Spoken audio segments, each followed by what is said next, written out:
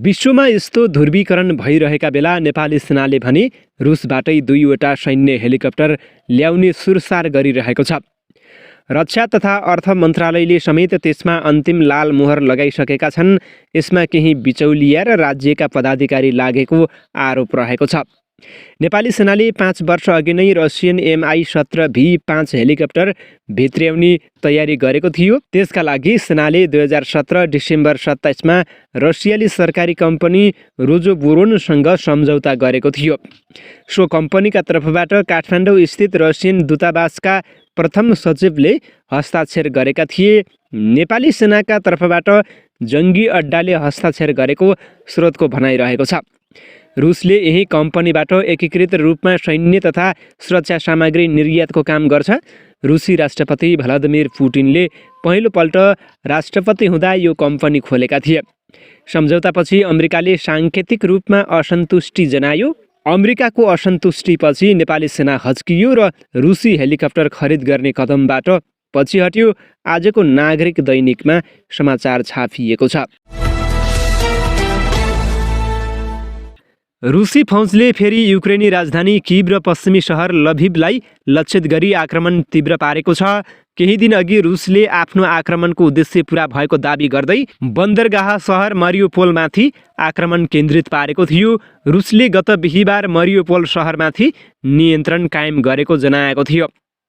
सहरमा 1000 भन्दा बढी युक्रेनी सेनाले आत्मसमर्पण गरेका जनाइएको थियो। त्यसता रुसी फौजले पुनः किभमाथि आक्रमण बढाएको हो। किभका मेयर भिताली क्लित्स्कोले रुसी आक्रमणमा कम्तीमा 1 जनाको मृत्यु भएको पुष्टि गरेका बीबीसीले उल्लेख गरेको छ। रुसी रक्षा मन्त्रालयले भने किभ स्थित सैन्य सामग्री कारखानालाई लक्षित गरी आक्रमण गरेको जनाएको छ। रुसले किभ छाडे यता कम्तीमा 900 सर्वसाधारणको शव भेटिएको युक्रेनी अधिकारीहरूको दाबी रहेको छ। तर रुसी अधिकारीले युक्रेनको आरोप अस्वीकार गरेका छन्। त्यसमध्ये 350 जना बुच्चा नगरमा मात्रै फेला परेका युक्रेनी प्रहरीले जनाएको छ। उनीहरूले रुसी सैनिकले गोली प्रहार गरी हत्या गरेका क्षेत्रीय प्रहरी प्रमुख एड्री नेबिटोभलले बताएका छन्। तीमध्ये कतिपयलाई सामूहिक रूपमा गाडिएको र अन्यको शव विभिन्न स्थानमा फेला परेको हो। फरेन्सिक अनुसन्धानकर्ताले मृतकको पहिचान खुलाउन र सम्भावित युद्ध अपराधको प्रमाण जुटाउने काम गरिरहेका युक्रेनी अधिकारीको भनाइरहेको छ। यसैबीच रुसले अमेरिका र अन्य साझेदार देशलाई युक्रेनका लागि हतियार उपलब्ध नगराउन औपचारिक चेतावनी दिएको छ। रुसले कूटनीतिक नोट मार्फत उक्त चेतावनी दिएको अमेरिकी सञ्चार माध्यमले जनाएका छन्। वासिङ्टन डिसी स्थित दूतावासले अमेरिकी विदेश मन्त्रालयलाई रुसको 2 पृष्ठको कूटनीतिक नोट उपलब्ध गराएको जनाएको छ। त्यसमा हतियार सहयोग गरेर अमेरिका र उत्तर एटलान्टिक सन्धि सङ्गठन नेटोले युक्रेनको द्वन्द्व थप चर्काइरहेको र त्यसले अनपेक्षित परिणाम निम्त्याउने बताइएको छ। अमेरिकाले युक्रेनलाई थप सैन्य सहयोगको प्याकेज घोषणा गर्ने तयारी गरिरहेका बेला रुसले कूटनीतिक नोट पठाएको हो। त्यसको केही समयपछि अमेरिकी राष्ट्रपति बाइडेनले युक्रेनका लागि 8 करोड अमेरिकी डलर बराबरको सैन्य सहयोगको घोषणा गरेका थिए। सहयोग अन्तर्गत अत्याधुनिक हात हतियार, ड्रोन, बख्तरबन्द गाडी तथा हेलिकप्टर रहेका जनाइएको छ। अमेरिका र नेटोले युक्रेनमा उपलब्ध गराएको सैन्य सहयोग प्रभावकारी बनेकाले रुसले चेतावनी दिएको कतिपयको अनुमान रहेको छ। अमेरिकाले पछिल्लो समय घोषणा गरेको सैन्य सहयोगको पहिलो किस्ता केही दिनपछि युक्रेन पुग्ने जनाइएको छ। युद्ध सुरु भए यता अमेरिकाले युक्रेनलाई 3 अर्ब डलर बराबरको सैन्य सहयोग उपलब्ध गराएको छ। युरोपेली सङ्घमा आबद्ध देशहरूले पनि युक्रेनलाई शक्तिशाली हात हतियारहरू उपलब्ध गराउँदै आएका छन्। यसैबीच युक्रेनी राष्ट्रपति भलोदिमिर जेलेन्स्कीले अहिलेसम्म 2500 देखि 3000 सम्म युक्रेनी सैनिकको मृत्यु भएको बताएका छन्। CNN-सँगको कुराकानीमा उनले 10,000 भन्दा बढी युक्रेनी सैनिक घाइते भएका जनाएका छन्। घाइतेमध्ये कतिपयको अवस्था गम्भीर रहेको र उनीहरूको विभिन्न अस्पतालमा उपचार भइरहेको जेलेन्स्कीको भनाइरहेको छ। मृतक तथा घाइतेहरूलाई देशको रक्षाका लागि गरेको योगदानको प्रशंसा गर्दै उनले सिङ्गो युक्रेन आफ्नो रक्षाका लागि प्रतिबद्ध रहेको बताएका छन्। नेटोमा आबद्ध हुने तयारी गरेपछि रुसले 1.5 महिना अघि युक्रेनमा आक्रमण सुरु गरेको हो। चीनका 3 अन्तरिक्ष यात्री 6 महिनापछि पृथ्वीमा अवतरण गरेका छन्। चिनिया समाचार संस्था सिन्हाले सीसीटीभीले रेकर्ड गरेका दृश्यहरू सार्वजनिक गर्दै ती अन्तरिक्ष यात्री शनिबार अवतरण गरेको जनाएको हो। चीनको हालसम्मको लामो अन्तरिक्ष मिसनका क्रममा 300 यात्रु 183 दिनसम्म अन्तरिक्षमा रहेका थिए। उनीहरूको अवतरणसँगै चीनको अन्तरिक्ष महत्त्वाकांक्षामा ऐतिहासिक सफलता मिलेको छ। विश्वको दोस्रो ठुलो अर्थतन्त्र चीनले मानिसलाई चन्द्रमामा पठाउने आशाका साथ आफ्नो सैन्य चालित अन्तरिक्ष कार्यक्रममा अर्बौं बजेट छुट्याएको छ। अन्तरिक्ष क्षेत्रको अन्वेषण र यात्राका क्षेत्रमा दशकौं लामो अनुभव हासिल गरेका अमेरिका र रुसलाई भेट्न पछिल्लो समय चीन निकै प्रयत्नशील रहेको छ। सन् 1957मा सोभियत सङ्घले स्पुतनिक प्रक्षेपण गरेको केही समय नबित्दै चिनिया कम्युनिस्ट पार्टीका तत्कालीन अध्यक्ष तथा राष्ट्रपति माओ त्से-तुङले चिनियाहरूले पनि भू-उपग्रह बनाउने घोषणा गरेका थिए। तर चीनले सन् 1970मा मात्र लङ मार्च रकेटमा आफ्नो पहिलो उपग्रह प्रक्षेपण गरेको थियो। सन् 2003मा याङ लेबी पहिलो ताइकोनट अन्तरिक्ष यात्री बन्न सफल भएका थिए। याङले सेन्झाउ 5मा 21 घन्टे उडान गर्दै 14 पटक पृथ्वीको परिक्रमा गरेका थिए। त्यस यता चीनले विभिन्न मिसनहरू सञ्चालन गरिरहेको छ। चिनिया राष्ट्रपति सी जिनपिङले अन्तरिक्ष अभियान विशेष सपना भएको बताउँदै आएका छन्। प्रधान सेनापति महारथी प्रभुराम शर्माले नेपाली सेनाका विभागीय प्रमुखहरूलाई निर्वाचन लक्षित सुरक्षाका लागि निर्देशन दिनुभएको छ। यही वैशाख 30 गते हुने स्थानीय तह निर्वाचनलाई स्वतन्त्र, निष्पक्ष, विश्वसनीय एवं भयरहित वातावरणमा सम्पन्न गर्न नेपाल सरकारबाट नेपाली सेनालाई प्राप्त भएको जिम्मेवारीहरू उचित ढङ्गले वहन तथा कार्यान्वयन गर्नका लागि आइतबार प्रधान सेनापति महारथी शर्माले नेपाली सेनाका विभागीय प्रमुखहरूको उपस्थितिमा 4वटै कमान्डका कमान्डर सेनापतिहरूलाई विशेष निर्देशन दिनुभएको हो।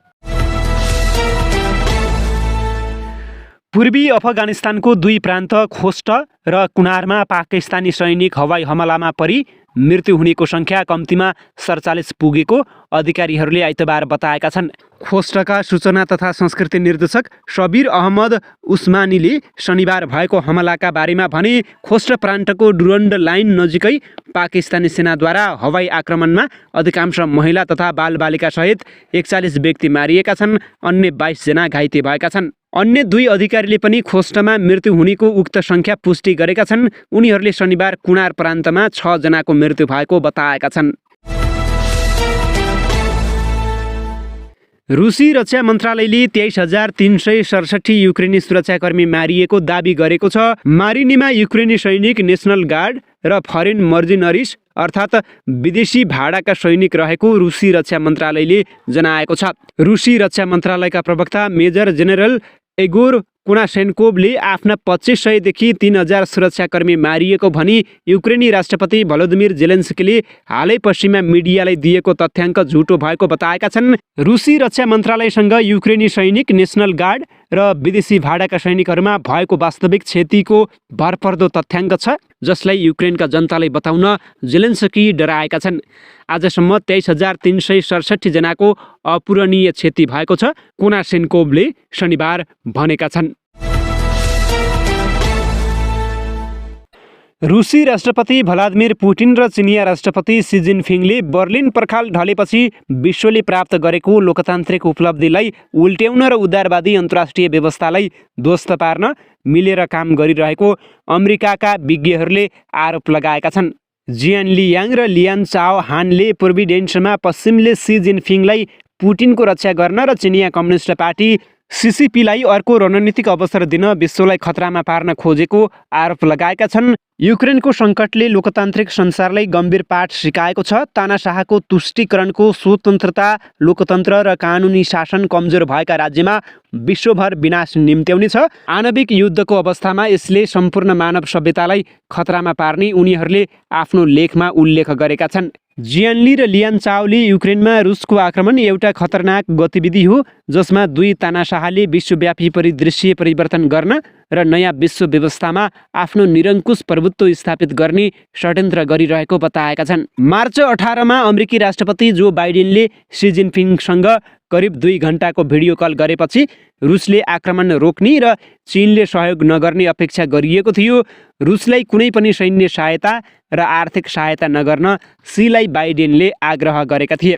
यदि चीनले यी दुई प्रतिबद्धताहरू कायम राख्यो भने पनि युक्रेनमाथिको रुसको आक्रमण रोकिन सक्ने भए पनि अहिले भने रुसी आक्रमण वा युद्ध पनि भन्न अस्वीकार गर्नबाट आवश्यक परिवर्तनको सङ्केत देखिँदैन, पूर्वी डिन्सेले रिपोर्ट गरेका छन्। वास्तवमा चिनिया कम्युनिस्ट पार्टी सीपीसीले आणविक शक्तिलाई घेर्नको लागि पश्चिमको आलोचना जारी राखेको छ र रुस विरुद्ध अन्तर्राष्ट्रिय समुदायको आर्थिक प्रतिबन्धको निन्दा गरेको छ। पछिल्ला केही वर्षहरूमा प्रजातान्त्रिक राज्यहरू बिस्तारै सीसीपीको प्रकृति र स्वतन्त्रता, लोकतन्त्र र विधिको शासनको अन्तर्राष्ट्रिय व्यवस्थालाई खतरामा परेका छन्।